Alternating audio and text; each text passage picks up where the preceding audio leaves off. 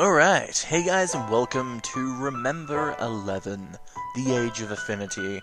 This is a visual novel that my friend recommended to me a few days ago, and I don't know the plotline, but I do know it involves a lot of trippy endings. There's multiple endings in this game, as far as I know. I'm not sure how much ending, so I can't really call it multiple, but I do know that my friend said he got a ending, not the ending. So there's probably multiple endings. And the basis of it is it's centered around these two characters. One of them is a guy, one of them is a girl. The girl's in the plane. I think she's being held hostage. I don't really know. She gets into a plane crash. There's another guy. He's climbing a building, I think, and someone pushes him off. And that's basically everything I know, without naming any spoilers.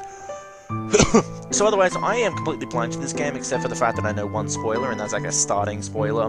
But my friend did not spoil the ending he got, even though he said it was tripping him out. But otherwise, I'm very glad to play this game, because I've been interested in it since he explained it to me. And also, there's a game connected to this, or not connected, but it's from the same maker, called Ever-17. And I really want to play that one as well, because it involves the many world interpretation, which is one of my favorite subjects. So otherwise, let's get into this. Alrighty, new game. Cannot read that. I'm a seagull. これは世界初の女性宇宙飛行士、ワレンチナ・テレシコワの言葉だ。その心もとない孤独感と。How do I... 同時に、すべての束縛からの。I was not aware that this would be her voices. Give me a second, please. Alright, I've turned the character voices down as long as I think it's character voices, and now I can actually do the voicing myself, because I don't think people want to be listening to a Japanese voice while reading English subtitles in a LP. Like, anime, it's okay, but yeah. Anyway. I can't read that, but I'm guessing it's like a yanka, because that's what it looks like. It's like a backwards R, but it looks like an A, and it's like some kind of Y thing. I don't know what it says. I'm a seagull. Those were the words uttered by the first woman in space, Valentina Tereshkoya. All alone aboard the former Soviet Union spaceship Vostok 6, floating in the void of space, a place of complete silence and emptiness. With a hollow feeling of isolation upon her, yet still able to draw the parallel between herself and a seagull to express the liberating feeling of breaking free from everything. I'm a seagull. Such beautiful words. If it were me, I'd never have been able to come up with something so clever. I'd probably try being sarcastic and say, I'm a girl trapped in a cage. Though if you think about it, would that really be sarcasm? A lonely girl locked away inside a tiny, narrow cage. Right now I'm somewhere as close to heaven as I'll ever be. Whoa.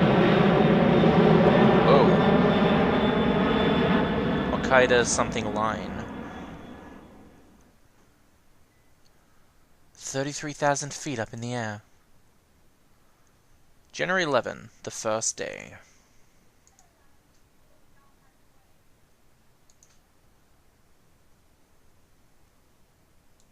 Okay.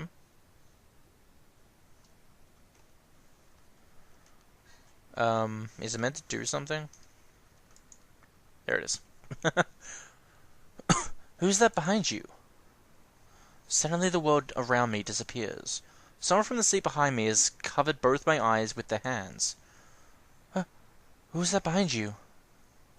Cocoro. Who's that ooh. Ooh, choices. Pull the hands away. An angel. Who, I wonder? I wonder who it could be. Who could it be? I'm gonna guess that the dot dot dot is a guy and the Cocoro's the girl. I wonder who it is. Who do you think it is? No one's traveling with me on this flight. I boarded this plane all by myself. I don't have the slightest idea. Judging by the voice, which was still undergoing the changes of puberty, it could only be the boy sitting, whatever. The palms that cover my eyes were pretty small. It's useless. I give up. I give up. I raised both of my arms and spun around my wrist playfully. Are you sure you give up? Yep. Well then, I guess I'll just have to tell you. The correct answer was... Oh, it's a... Sorry, this is my voice now. I'm keeping it.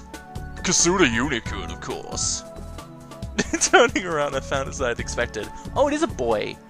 A boy who looked to be about elementary school age.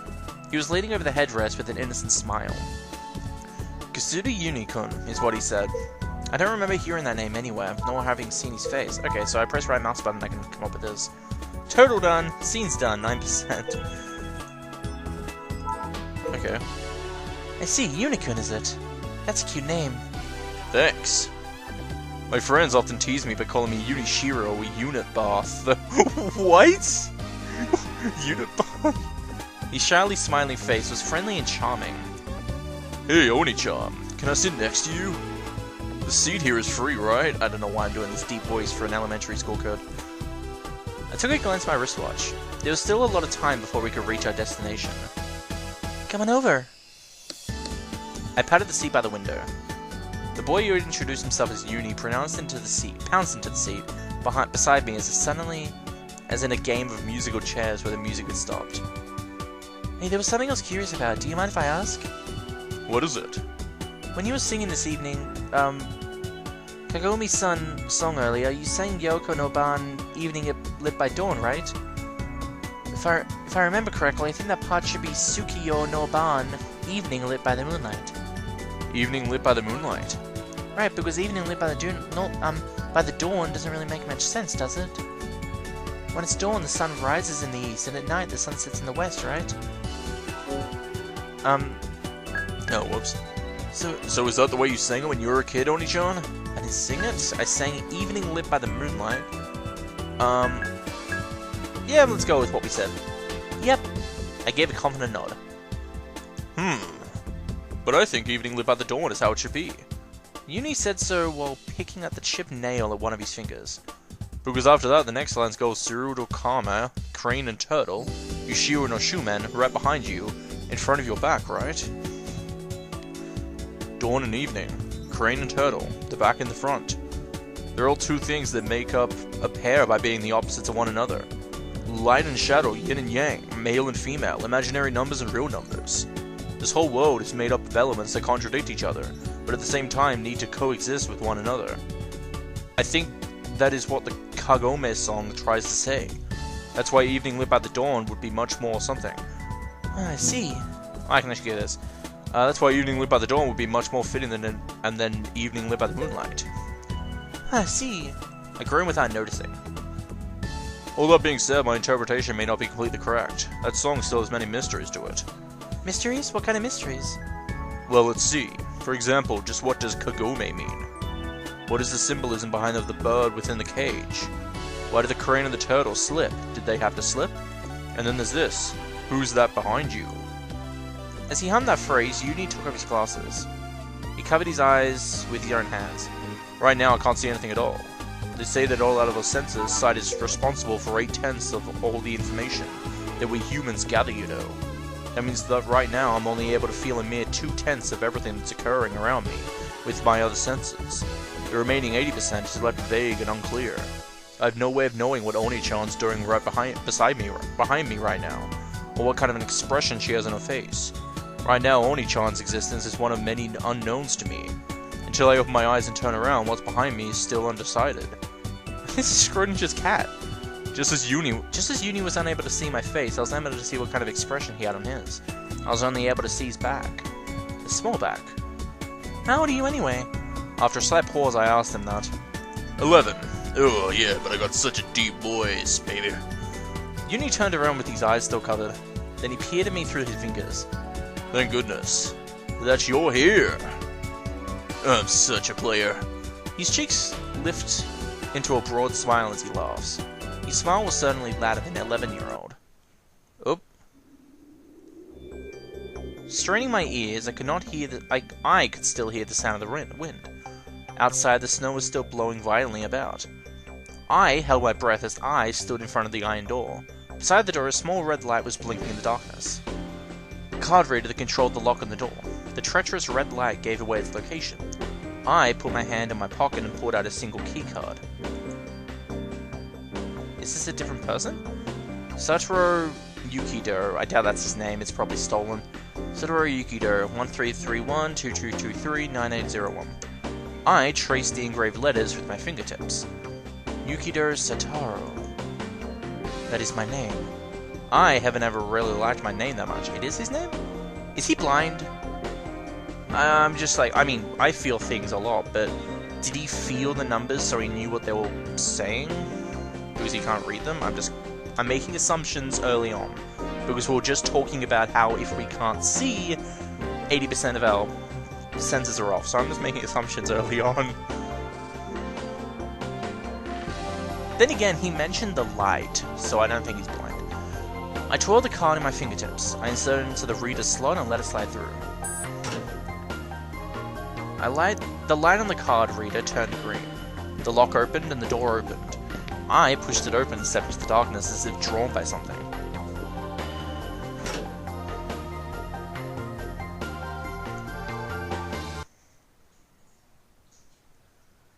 That was random.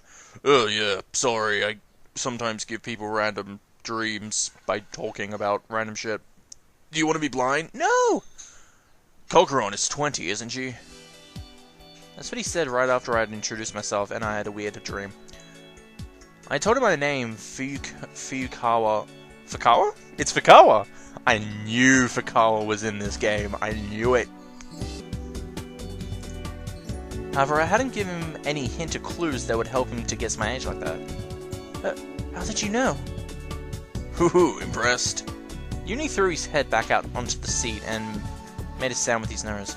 Maybe I'm psychic. Come on, stop playing around and tell me. Oh, let's see. I can tell you, but in exchange I have a favor to ask. A favor? You see, I'm not really good with the zoom. Zoom? What? What's zoom? Zoom? There's a part where it goes zoom, right? There's zoom. There's a part where it goes zoom, right? Huh? Well, you know, right? When the plane begins to land, it descends rapidly with a zoom, and there's a point where you feel light as if gravity disappears? Well, yes, and... So when this place starts descending. Looking at me with upturned eyes, Uni continued. Would you hold my hand? Consciously, I burst out laughing. However, the expression on Uni's face was so serious that making fun of him didn't seem right. Even though his words at times showed wisdom beyond his years, inside he was still a child. Well, if that's all it is, then be my guest. Really? That being said, there weren't too many boys that are allowed to touch me as they please, you know. So be grateful. I gave his head a little poke, and he blushed as he jumped into my arms. Oh well. So what's the answer? You were about to tell me how you knew my age, right? Oh yes, well, when he said that, Uni let go of my sleeve and stretched his arm behind my head. It's this. This was stuck in Cocoro's hair. In his hand was a fluttering object, which he presented to me. The object Uni was holding between his fingers was... a small white feather as light and soft as down. Oh boy. Our section's small. Spiraling stairs continued higher and higher up. It felt as if I was walking up the scales of a giant constrictor snake. A constrictor snake which had wrapped itself around a huge column, as if desperately tried to strangle it.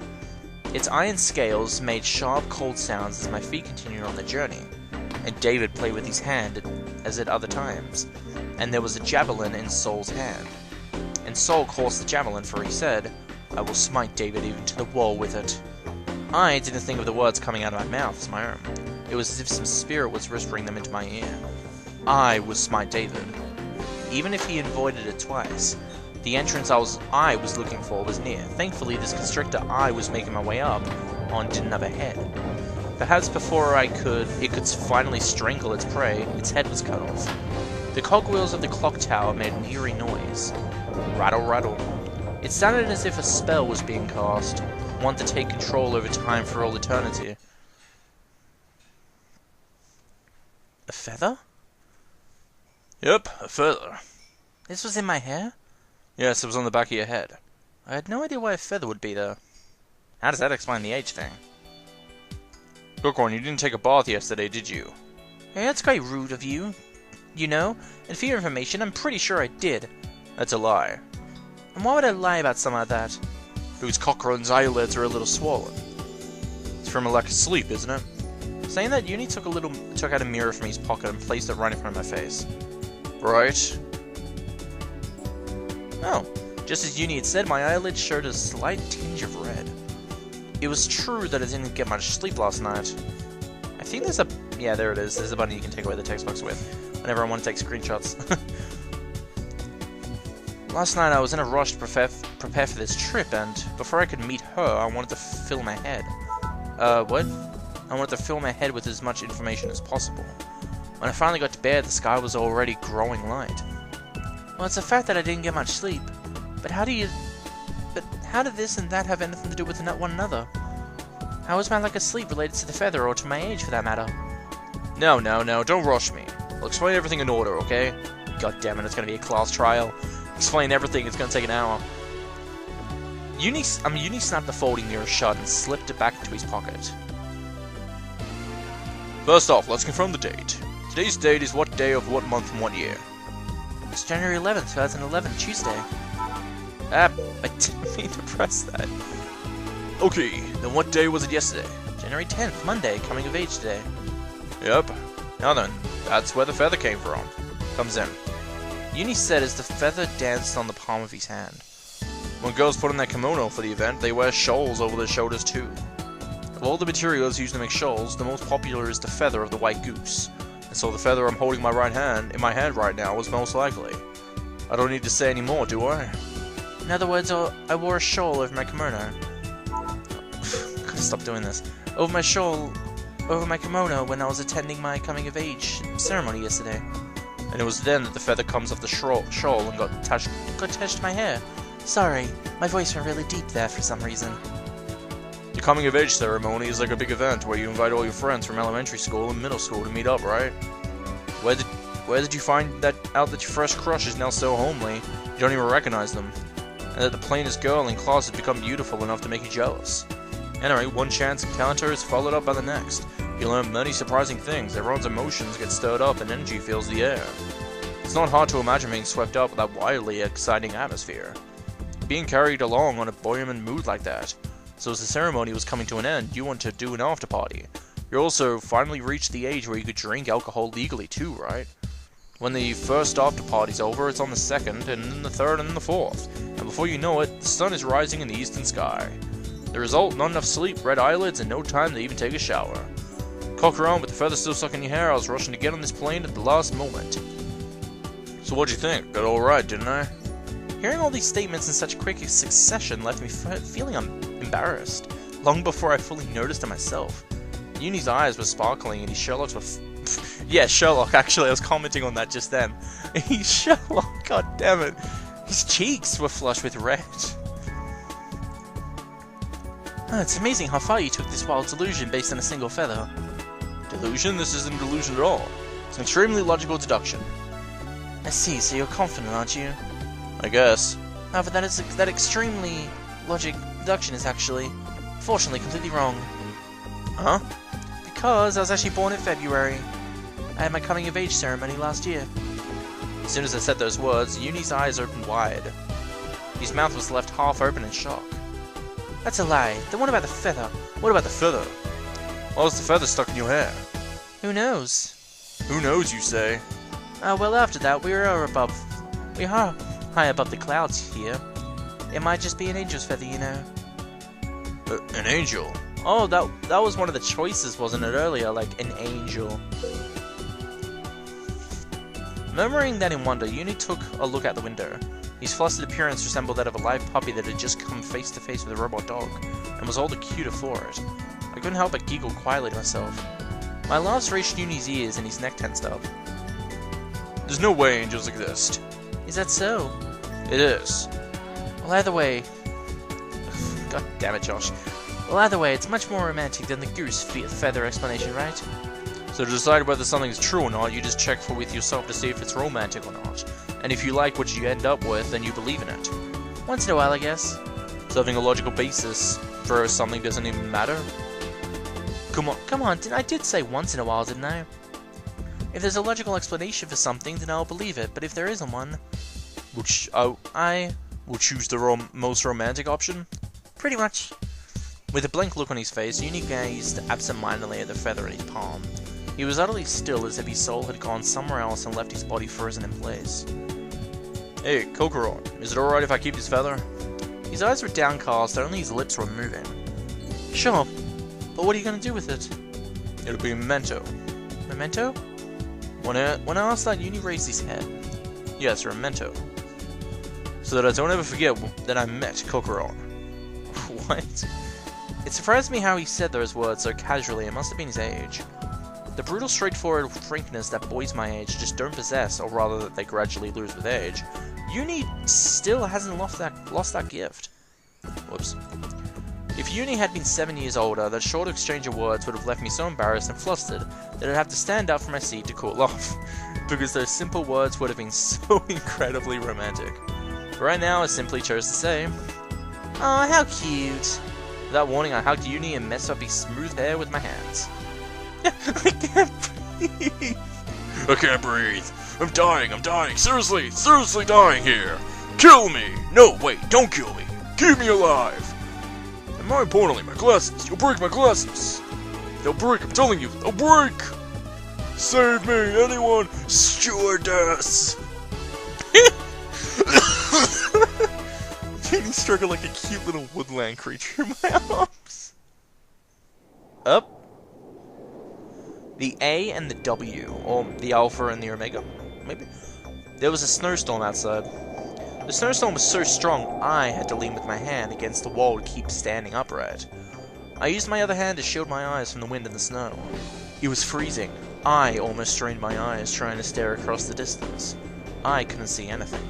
The entire landscape before me had been whited out. A pure white world where all depth was lost.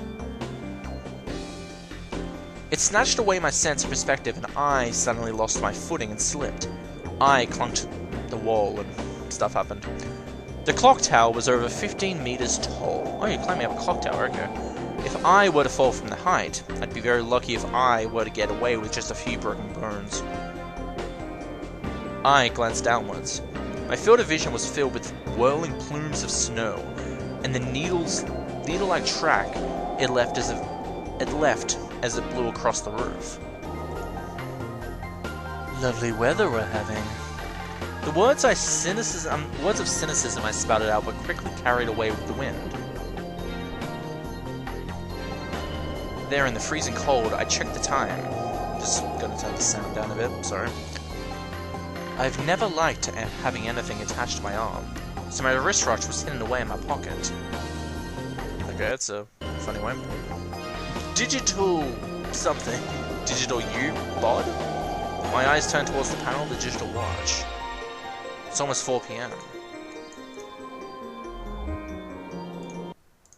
It's almost time. I raised my eyes to the dark, restless sky.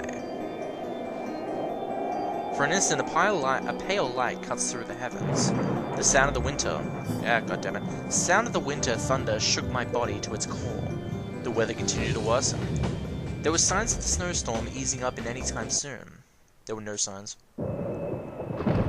Oop. Back on the plane. God damn it. Ladies and gentlemen, this is your captain speaking. I'm assuming it's girl. We are currently experiencing some turbulence, and kindly request that all passengers return to their seats and fasten their seatbelts. We will be feeling the tremors from the turbulence in just a little while, but please rest assured, this will not affect the safety of the flight. Are you sure? You need neither notice the seatbelt sign nor paid any attention to the captain's announcement. Oh, fuck, you're gonna die. He was next to me, completely immersed in play fighting with a plush polar bear. Really? That's adorable. Da! Acha! Ah! Brazilian high kick! Brazilian high kick! Brazilian high kick can only be Armada Combat. Hello! I fastened his seatbelt for him. Even then, Uni continued to play without paying any attention to me. Well, I guess he's fine. I thought it'd be alright to leave him as he was. There was something I wanted to do before we land. I took out a thick file from my bag. I fastened my own seatbelt and laid the file in my lap. The cover read... It read save and load. Awazumi Municipal Hospital Indiscriminate Murder Case. Murder case file. Oh? I opened it to the first page. Wednesday, January 14th, 2009. The gruesome incident had taken place in the winter of 2009, 2 years ago. The scene of the tragedy was Ayuzumi Municipal Hospital in Hokkaido. Hokkaido is the name of the plane, right? Hokkaido something. It was the 300-bed facility, well known as the most reliable general hospital in that area. The time was 4 a.m. Powdery snow floated down from the pitch-black night sky. Dawn was still a long way off, and the neighborhood was certain and silent as death. Only the whispering of the falling snow, reverberating from somewhere far away, broke the perfect silence. The figure of a lone girl had reappeared at the front gate of the city hospital. She was not wearing an umbrella. The powdery snow fell softly onto her shoulders and hair. She was as silent as the world around her. An on-duty nurse noticed a strange figure from the window of the third floor. The nurse thought there might have been an emergency and quickly rushed down towards the main gate. Once she got there, her figure was nowhere to be seen. The hospital was sound asleep.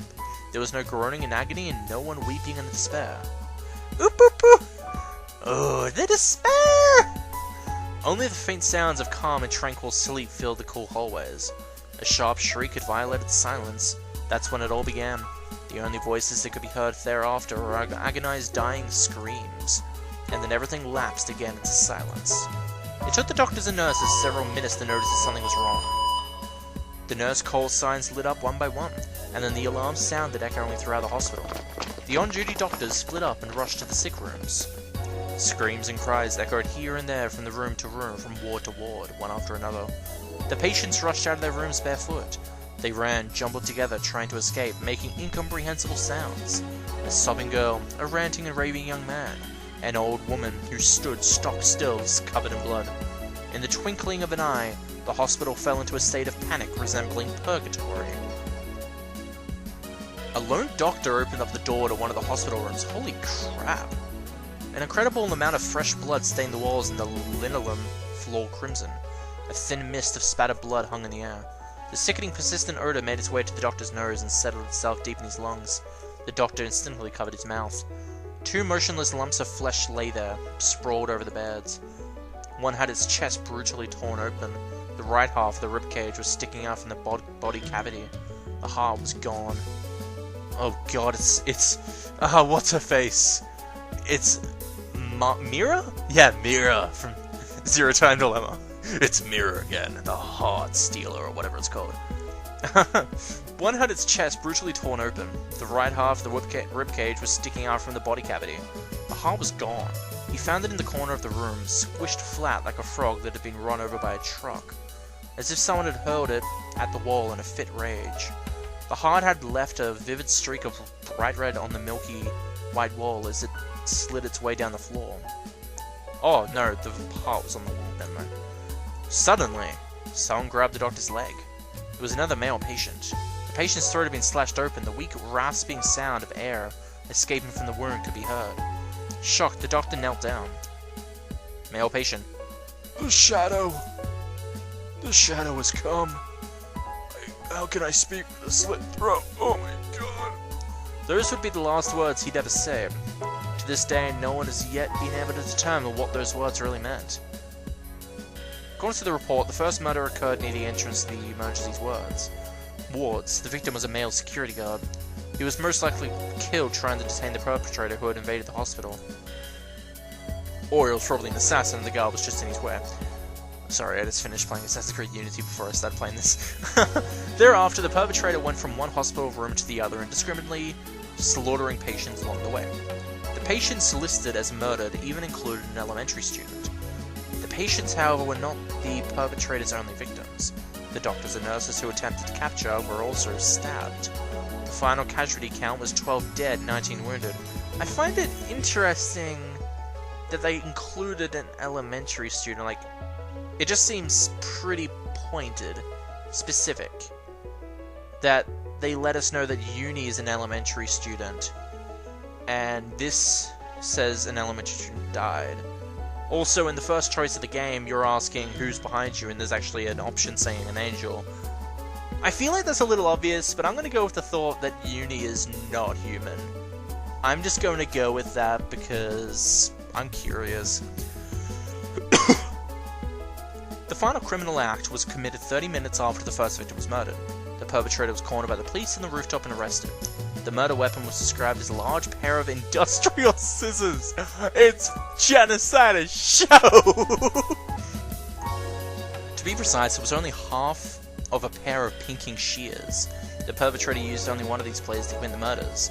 The other blade was never found, even after a thorough search carried out by the police at the hospital and the perpetrator's home. The motive for the crime remains unknown. While in custody, the perpetrator remains silent throughout the whole of the investigation, never responding to the questions of the police or public prosecutors. Get out of my face, sonny! I'll stab you with these scissors I keep under my skirt. However, a single phrase alone was spoken, one which could be considered something of a clue. Right before her arrest, she had muttered something as she dropped her bloodstained blade. Where is Self? I'm just gonna give genocide a voice. Where is Self? Those are the details of the Arazumi Municipal Hospital indiscriminate murder case. Her name was Inabushi Kaiko. Her age at the time of the incident, 17. She was 19 now. Even though she was a minor, a crime so brutal would normally result in a severe penalty, which she would have no way of avoiding. However, her circumstances differed from the norm. In the end, she was found innocent. The final verdict of the Administration of Justice stated that Inabushi Kaiko was suffering from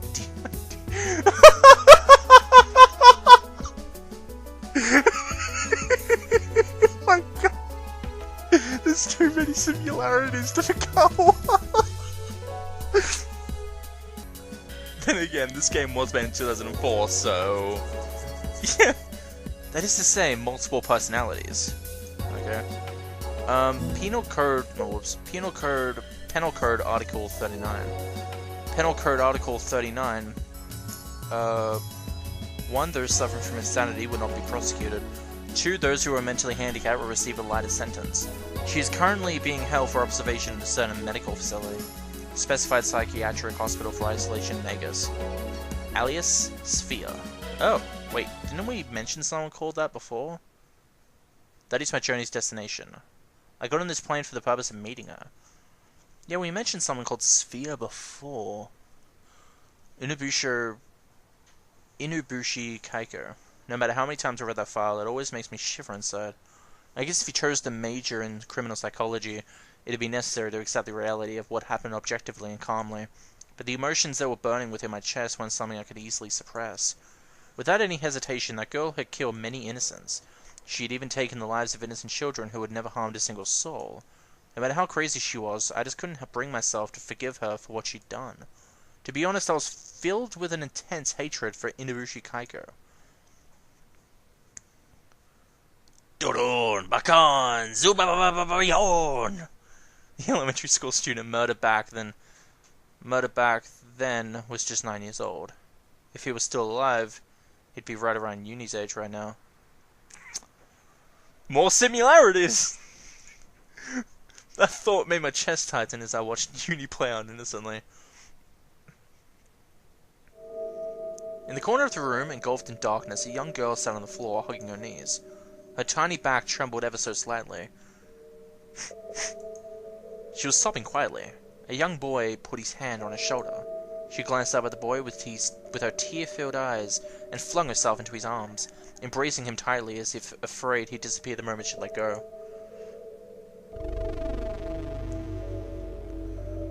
I'm scared. Well, that's animation for blinking eyes? I didn't expect that. I'm so scared. She kept crying as she held onto him with all her strength. The boy gently ran his fingers through her hair. It's okay. He whispered softly into her ear. There's nothing to be afraid of. Because no matter what happens, I'll be here to protect you. No, that's not it. The words left her trembling lips. She nervously shook her head. What I'm afraid is myself.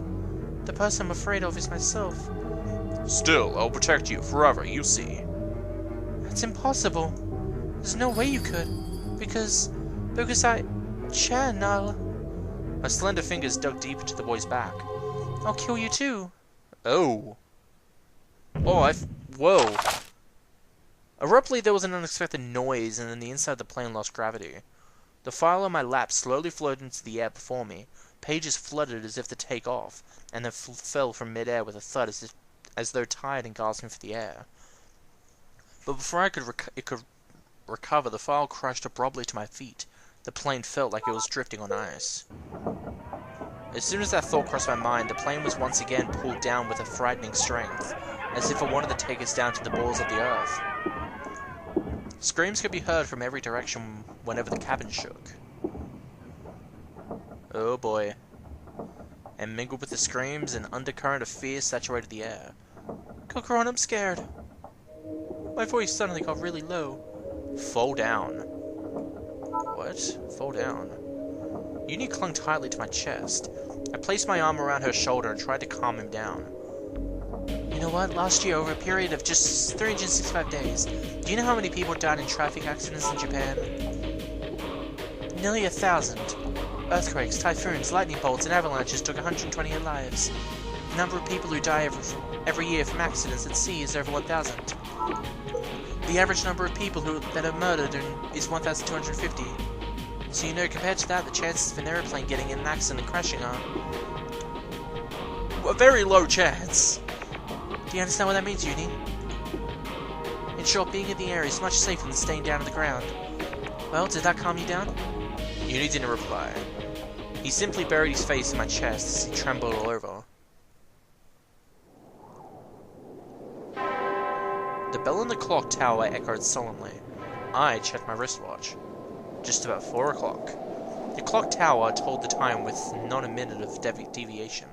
A metallic sound that was like the coarse voice of an aged man alerted me of the hour at hand. The snow danced violently to the sound of the bell, though what I saw was twinkling and sparkling particles of light, an infinite number of angels dancing and rejoicing at the advent of a great gospel. Just wait. Just a little longer. Just a little bit longer until you... A bolt of lightning streaked across the ominous sky. The sound of the holy bell was denied by a roar filled with rage. The flashes illuminated the sky with pale light. Then, a shadow that I couldn't miss appeared in the light. The shadow came up from behind me and stretched towards me. Who's there? The cabin of the plane pitched violently back and forth, as if giant waves were making sport of a small boat. The passengers, powerless to do anything, let out a pitiful scream. In the midst of it were voices crying, voices screaming, voices praying. I looked out the window. I wonder where we had fallen to our current altitude. The world outside had turned a muddled grey. The tips of the aeroplane's wings went beyond the fog covering my field of vision. The wings were now bending inward like a huge bow might, looking as if they could break off at any second. I quickly pulled Uni off me. I pushed him into the seat and tightened his seatbelt. In case something happens, curl up like this, the way a pill bug does, okay? In case something happens? What? Something? Is this airplane gonna crash? It's gonna be alright. Everything's gonna be alright, but just to be safe, okay? No! No! I'm scared! Cocoro! Uni clung tightly to me once again. I forcefully pushed his shoulders back against the seat and tried to calm him down again. Uni-kun, do Oni-chan a favor. And please listen to what she has to say. Just stay there and don't leave your seat, understand? Why? Why can't I? Cocoro, are you going somewhere? Cocoro, are you going somewhere? Don't leave me alone! Don't be silly, I'm not going anywhere. Hey, even if I wanted to, there's nowhere I can go now, right? But... Come on, be a man. Don't you just start...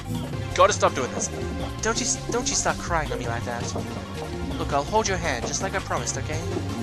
I firmly clenched Uni's hand. Large teardrops trembled with Uni's watery eyes.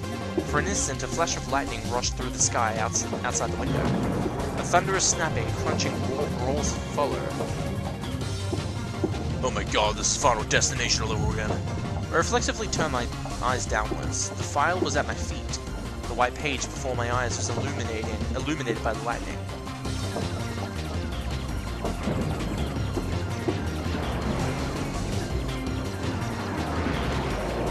Who's there? I turned around, saying this as forcefully as I could. There was the faint shadow of a person in front of the door. However, the fierce wind and the dancing snow prevented me from seeing who it was. Even the silhouette was impossible to make out through the thick white curtain of snow. Who is it? I called out once again. The shadow gave no answer. It was slowly moving closer. Feelings of fear and distress began to grow inside me. I was backed up into a corner by the roof of the mysterious shadow as it slowly drew nearer and nearer. The shadow didn't stop. Lightning bolts glittered in the distance like flames. The well-honed blade struck the earth. The silhouette could be made out in the backlight. In that instant, I finally figured out what the shadow really was. Reeling from greatest shock yet, the aeroplane sunk rapidly. By now it was clear the crew had no control over the plane. The small craft lost its balance completely, writhing, writhing and twisting like a snake.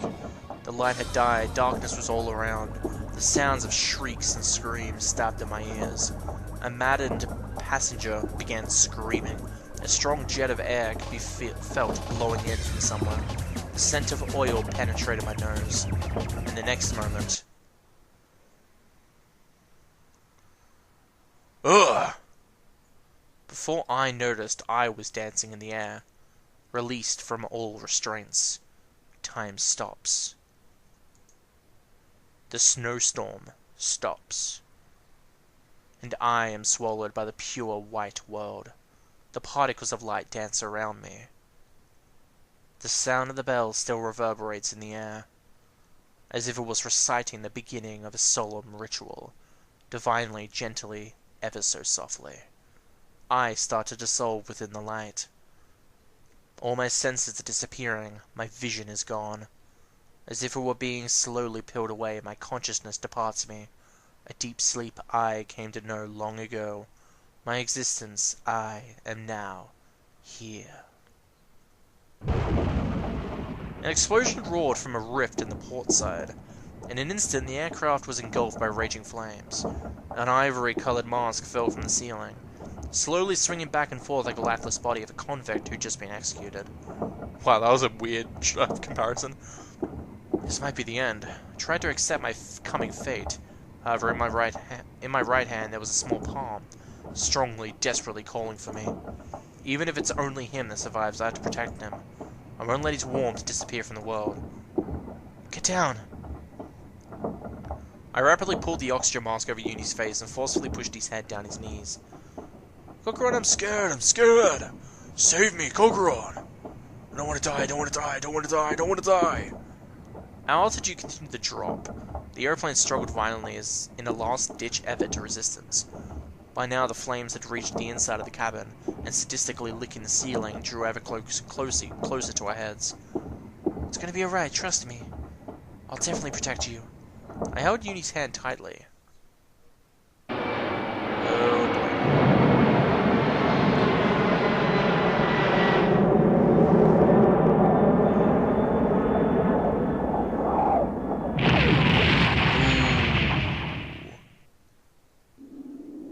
Ooh. Is that the guy who got pushed off the tower? Satoru?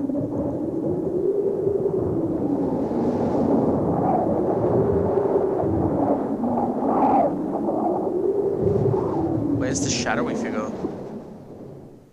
I think that's... AD 2011?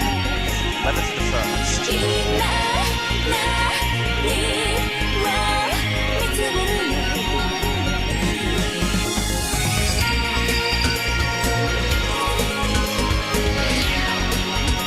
Remember11, the age of infinity.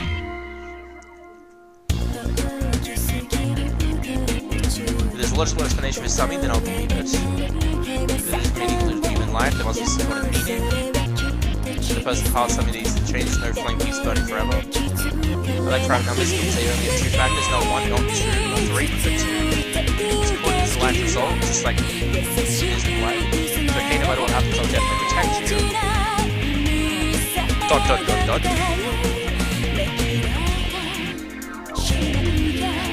are you? Once life was born from nothingness, the twins born from the same basis. The chase their innocence, searching for the lost halves, seeking infinity, seeking life. Spare as a whole or possibly even around. And all the shadow on top of Mars. When else everything but where is that guy?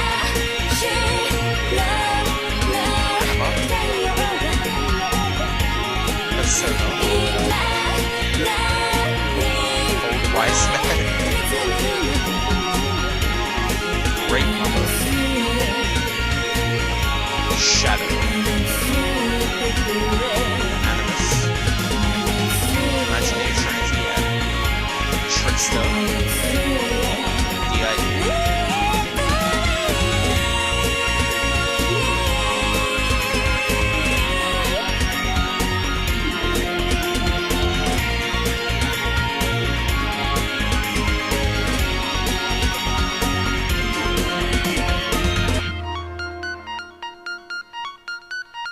Labyrinth of Memories. That is killing me. Well then, that was some opening.